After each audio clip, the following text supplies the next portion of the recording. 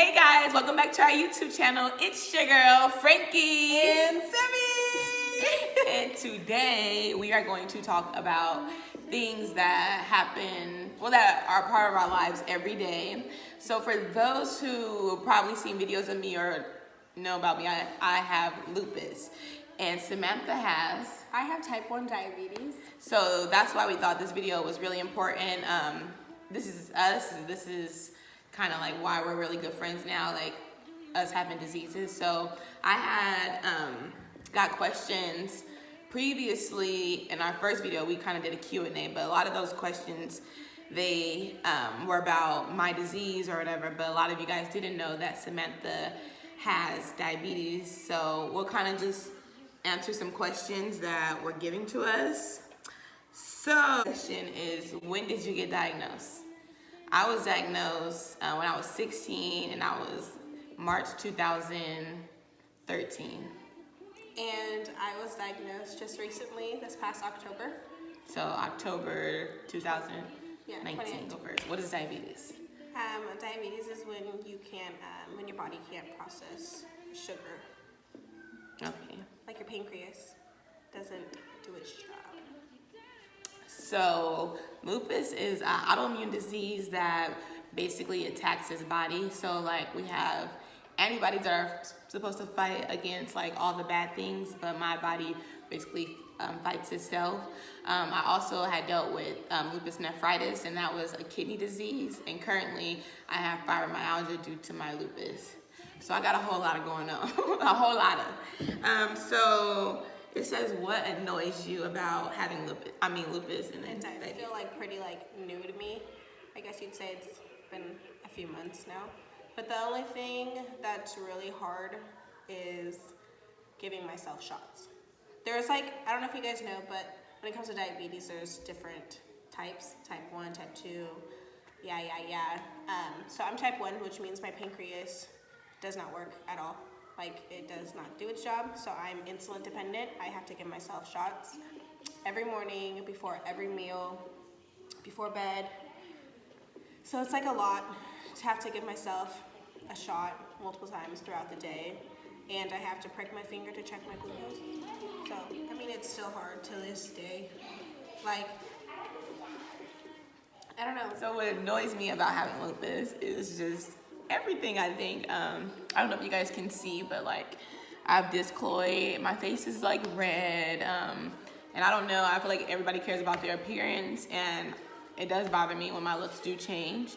I think it really annoys me when people judge me because they say I'm out partying and I'm sick, but I can have good days and I can have bad days. It annoys me.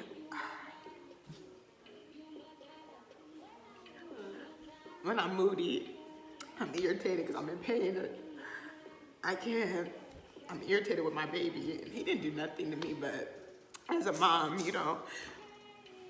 I don't realize the aggression that I have sometimes because of the pain. So I think, honestly, the irritation level that I have and just not being there, that the person that I want to be, and just seem that's really annoying. I didn't want to cry. So since I've been having lupus for so long, how did it affect you in high school dealing with a sick friend? At first, I've never had to I've only had one person in my family really sick, and that was my grandma. She had cancer.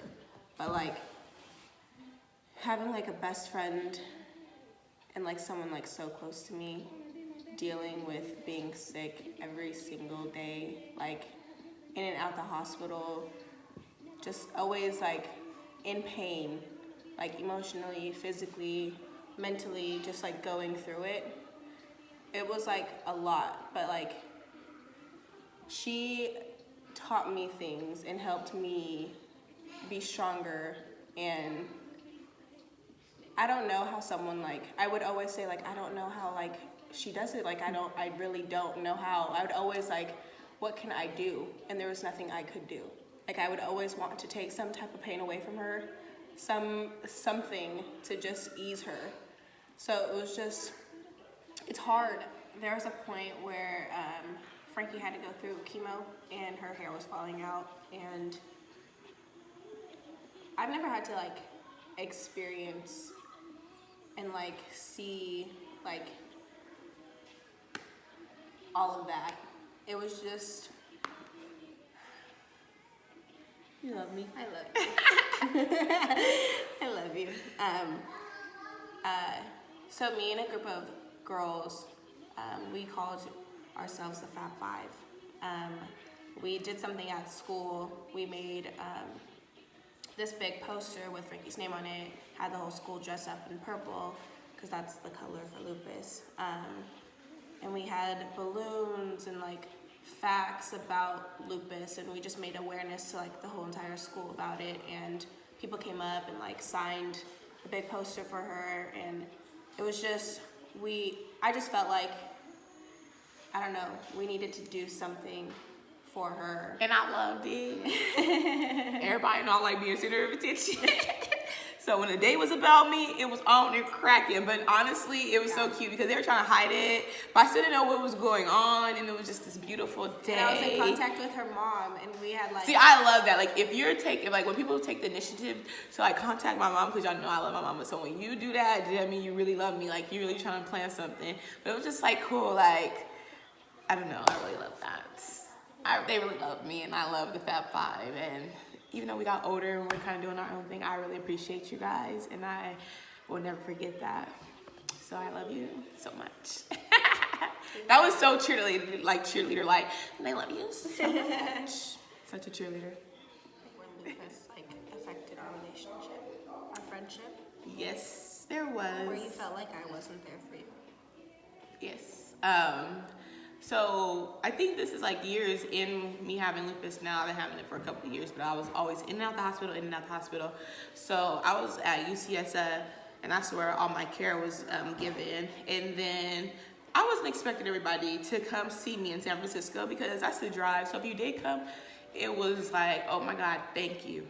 But this one time, three of my friends, her and two other girls, they went to like this college party in Berkeley. So Berkeley and UCSF is really not that far from each other because I was at the new hospital, which means the new hospital is right off the bridge. So if you wanted to come see me, you could have came and seen me. And then I was just like looking at Snapchat and stuff, and then I see all my friends just like having fun. Like, they really did not come across the water to come see me, and that just bothered me, like, because I know, like me, I'll do the same. And like, it was crazy when she had got diagnosed, and we were in Stockton, and I'm like, who came to see you? You know what I mean? And she told me, I'm like, we're out here, like, they can't come see you. So, I mean, it bothered me, but I'm just, at the end of the day, I feel like I was being selfish because we were young, like, we still are young, and we all have our own lives, and nobody should stop their life for, like, she shouldn't have to be able to drop everything for me, you know what I mean? And for her to go have fun, it's okay, but I just know that it bothered me, and we didn't talk for a long time, but looking back at that, I'm like, it's okay for her to have fun, like, this is my disease, it's not hers, you know? But as long as you're there, so, you know, I appreciate sometimes, but I can't have all my friends all the time, like I expect them just to be there all the time, and that's not gonna happen. It's okay. So, how has diabetes changed your life? Honestly, to this day, I'm still in denial about it all. I'm not 100% okay with it. It's like, my little cousin has it, my uncle has it, so it's in my family. But I never thought I'd be the one to get it. I've always been like athletic, I've always been like in shape, I've always just been active. But, so it was just, I don't know, to this day I still think like why? Like why? I question myself like why me? Why me? Literally, why me? But who can handle this? Nobody. We carrying this well. No, seriously. I think I'm still in denial every day. Every day when I get up and I go to take medicines, I think that bothers me so much. It really bothers me. And I'm like, why am I doing this? But I have to. Like, my body cannot function without them. It's like when I'm out and about, like when I'm out with friends, I have this little case I have to carry around everywhere I go. It has my shots, my insulin, like my glucometer. That is what's it called? Tells me my level of my blood sugar. And then that's when I give myself a certain amount of insulin. You know, every time we go somewhere, like if we're about to go out, I'm like, did you take your medicine? Did you take medicine? Yes. Wake up in the morning, did you take your medicine? Did you take your medicine? Because we had a scare before. Yeah. I really got with her. And I just bought out, I'm like, we don't need that scare anymore. So I'm always like, did you take your medicine? Does that annoy you? Yeah. Like, shut up, I'm about to take it. So I said, I didn't eat yet. I'm like, oh, I'm sorry. I need to eat my breakfast first. Oh, okay. Eat your breakfast, but don't forget to take that medicine. No, but recently, like the past couple times we've been out, when you have asked if I'm taking my medicine, I get irritated. Why? It's just a reminder. It's because I stopped taking my medicine. When? I'm back on it now, but I stopped like the whole like month of January. Well, this is new to me, you guys. I didn't know that. Tell me something. I was overwhelmed. I felt like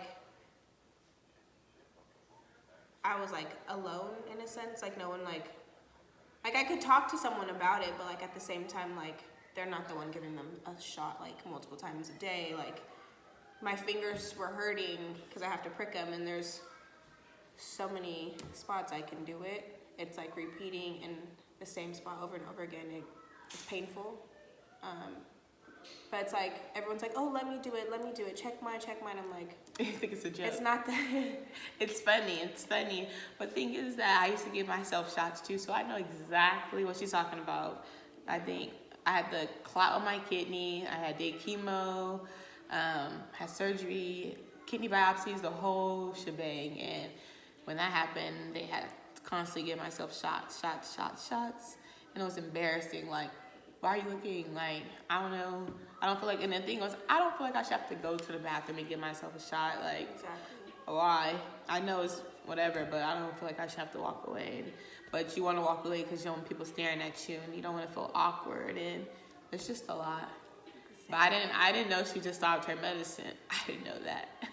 But I can't front, like, when some days it's like, I don't want to take these steroids no more. Like, I don't want to take them. I don't want to take none of it. I'm like, let me just take these. And it just sucks that, like, our body is literally dependent on these medicines. Yeah, and I don't like that. I like to be dependent on nobody, nothing. One thing that was, like, really difficult for me was when I got pregnant, and everybody wants to have a healthy pregnancy. And my pregnancy wasn't like that. It was a little different. I was at the hospital every week dang there getting checked. I had developed lung issues, and then my baby wasn't growing, and that was a huge thing to me, because I would look at everybody and see that they're showing, and then when we go get my baby checked, it was showing that he was like, the weeks that he was, it didn't match up, never. And so I had this one of my last visits before I had Malcolm, looked like I had pneumonia or whatever, and this was just my lungs attacking itself. So I had inflammation in my lungs, and then they were checking Malcolm. So then I ended up getting admitted into the hospital, and then so they're still checking Malcolm, and they're still seeing that he's not meeting up to like the right standard. And at that point, they're like, oh, you developed preeclampsia. So at that point, they're like, oh yeah, we're really keeping you because we need to keep an eye on this baby, and whatever like that. So I was in the hospital for like 3 weeks, and this one night my baby's heart rate kind of stopped dropping, and his breathing, like whatever they were showing on the monitor, it just wasn't right. So they kind of induced me, and he still was acting up. So then after that, they were just like, we're just gonna have to take him out. I had a C-section, and my baby was born 2 pounds and 12 ounces, and I don't know, it just bothered me. Like, I felt like I did something wrong because he was so tiny. But he's literally my biggest blessing. And the little boy that he is today, I would never think that he was a preemie. So honestly, anybody out there that has lupus, just know that you can't get pregnant. It might be hard, but you're gonna get through it, and that's how I look at this disease a lot. Like everything that I've been through, I be like, I would never. I look back at it and like I say, I couldn't get through that. Like, how did I get through that? But I got through it, and having this little boy, he's so strong and so smart, and like the life that he gives is just motivation for me to be a better mom. So honestly, Malcolm is a lupus baby. I always tell him that, and you can ask him, he'll say my mommy has lupus, and I think it's so cute, like that he knows, and he's starting to understand that when I don't feel good, that like he knows like when to chill and things like that, or mom, can I rub your back? I love that. So my baby is literally my motivation. It was honestly the hardest thing, but the most rewarding thing, and I appreciate my little butt. Hi, look who's here. Give mommy a kiss. Hi, baby. Give mom a kiss. You love me. I'm your favorite, huh? Say I love you, Mom. I love you too, baby. We still try to enjoy, like we push each other. Like if she's not feeling up to something, or if I'm not, like we know when it's like, okay, no, seriously, like rest.